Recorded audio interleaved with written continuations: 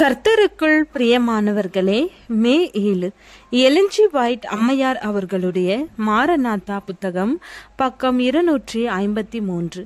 இன்றைய தியானத்திற்காக தெரிந்து கொள்ளப்பட்ட தலைப்பானது சாத்தானுடைய வஞ்சகத்தின் ஒரு தலை சிறந்த படைப்பு.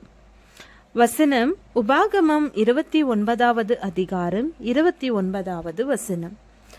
மறைவானவைகள் நம்முடைய தேவனாகிய கர்த்தருக்கே உரியவைகள், வெளிப்படுத்தப்பட்டவைகளோ இந்த நியாய பிரமாணத்தின் வார்த்தைகளின்படியெல்லாம் செய்யும்படிக்கு நமக்கும் நம்முடைய பிள்ளைகளுக்கும் என்றென்றைக்கும் உரியவைகள்.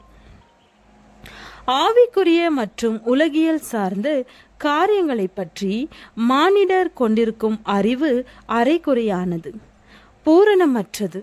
எனவே அநேகருக்கு வேத வாக்கிய கூற்றுகளோடு அறிவியலை பற்றிய கருத்துக்களை இணைந்து பார்க்கும் திறன் இல்லை.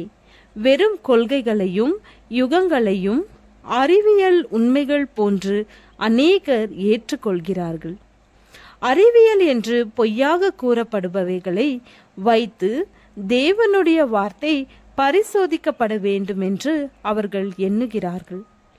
படைத்தவர் மற்றும் அவரது கிரியைகள் அவர்களது புரிந்து கொள்ளும் திறனுக்கு அப்பாற்பட்டவையாகும். இவைகளை இயற்கையின் சட்டங்களை வைத்து விளக்க முடியாத காரணத்தால் வேதாகம வரலாறுகள் நம்ப முடியாதது என்று மதிப்பிடுகிறார்கள்.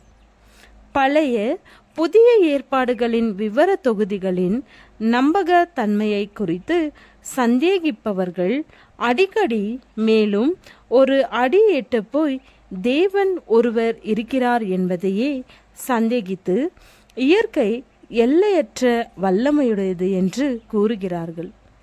தங்களது நங்கூரத்தை தங்களை விட்டு செல்லும்படி அனுமதித்து விட்டார்கள். எனவே நம்பிக்கையின்மை என்ற பாறையில் மோதும்படி விட்டுவிடப்படுகிறார்கள்.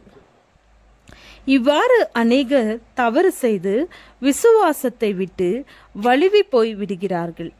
பிசாசினால் கவர்ச்சிக்கப்பட்டு வெளியே இழுக்கப்படுகிறார்கள். புரியாத அநேக ரகசியங்களை மானிட தத்துவம் தேடி விளக்க கொடுக்க முயற்சி செய்திருக்கிறது.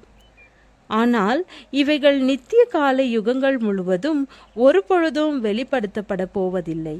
தேவன் அவரை பற்றியும் அவரது நோக்கங்களை பற்றியும் வெளிப்படுத்தியிருக்கிறவைகளை தேடி ஆராய்ந்து விளங்கிக் கொள்வார்களானால் யெகோவாவின் வல்லமை, மகிமை, ராஜரீக மேன்மை ஆகியவைகளை பற்றி இப்படிப்பட்ட கருத்தை பெற்றுக்கொள்வார்கள். பின்னர் தங்களது அற்பமான நிலையை தெளிவாக உணர்ந்து தங்களுக்கு வெளிப்படுத்தப்பட்ட காரியங்களை குறித்து திருப்தியோடு இருப்பார்கள்.